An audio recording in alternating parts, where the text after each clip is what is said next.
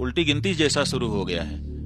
अभी तक तो संकेत मिल रहे थे, और ये जो उल्टी गिनती है ये कब खत्म हो जाएगी और कब सब कुछ आंखों के सामने अंधेरा छा जाएगा, ये समस्या उत्पन्न हो गई कि लोग चिंतित हैं, न भोजन कर पा रहे हैं, न सो पा रहे हैं, आंखों से आंसू निकल रहा है।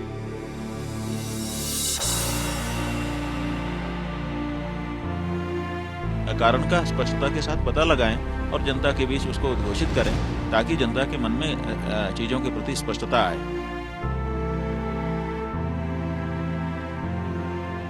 कि जीवन भर की कमाई हमने अपने घर मकान में लगा दी है, दुकान में लगा दी है।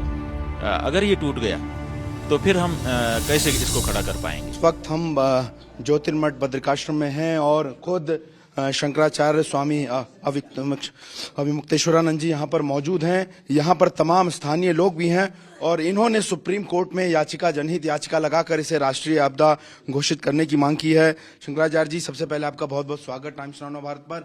ये जो पूरा मामला है, घरों में दरार बढ़ती जा रही है, किस तरीके से अब समाधान निकलता हुआ दिख रहा है और क्या मांग आपने सुप्रीम कोर्ट से की है?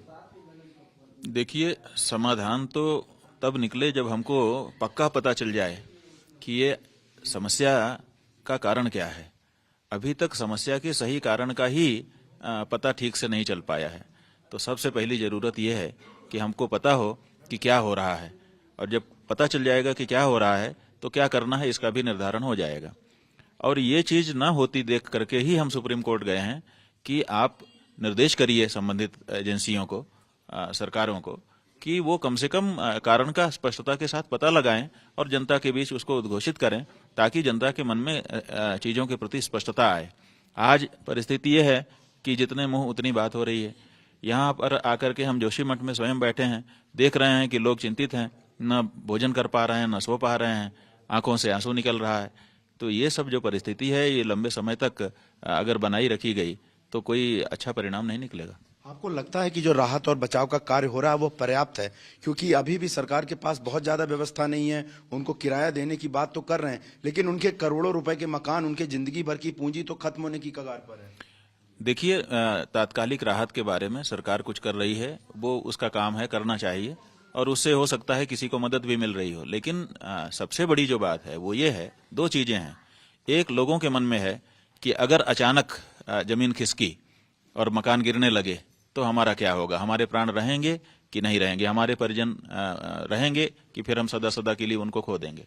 और दूसरी बात यह है कि जीवन भर की कमाई हमने अपने घर मकान में लगा दी है, दुकान में लगा दी है। अगर ये टूट गया तो फिर हम कैसे इसको खड़ा कर पाएंगे। इन दो बातों के बारे में उनके मन में बड़ी चिंता है।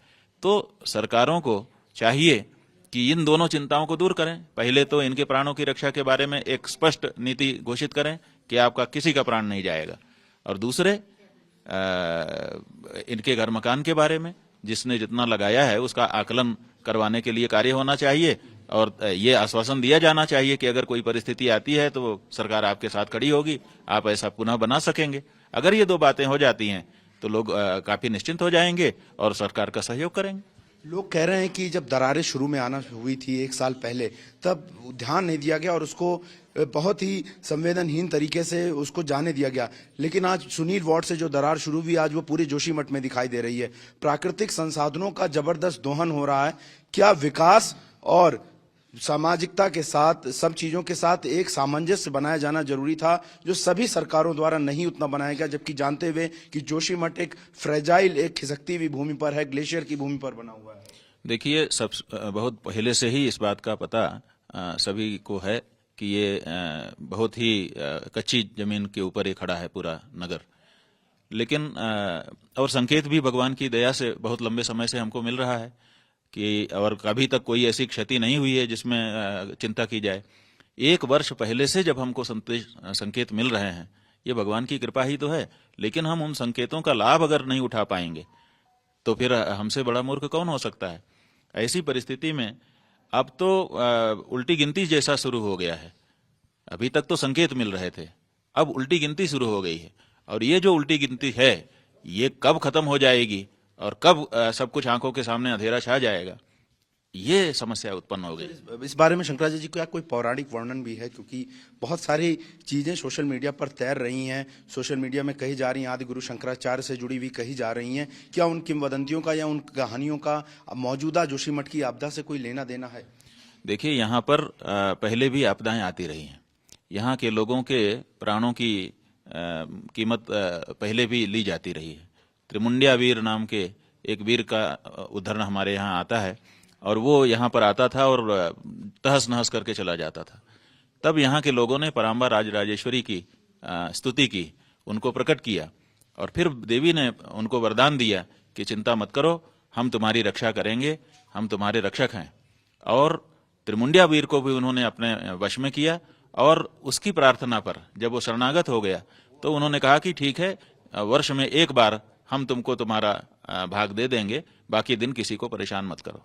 पौराणिक शंकराचार्य पीठ में भी दरारें हम देख रहे हैं, और ये जहां आदिगुरु शंकराचार्य ने तपस्या की, यहां तक दरारें पहुंच रही हैं। क्या सरकार की तरफ से कोई आश्वासन दिया गया कि इसके लिए भी जल्दी से जल्दी कोई रास्ता निकाला जाएगा? अभी तक तो कोई बात भी नहीं है सरकार की ओर से।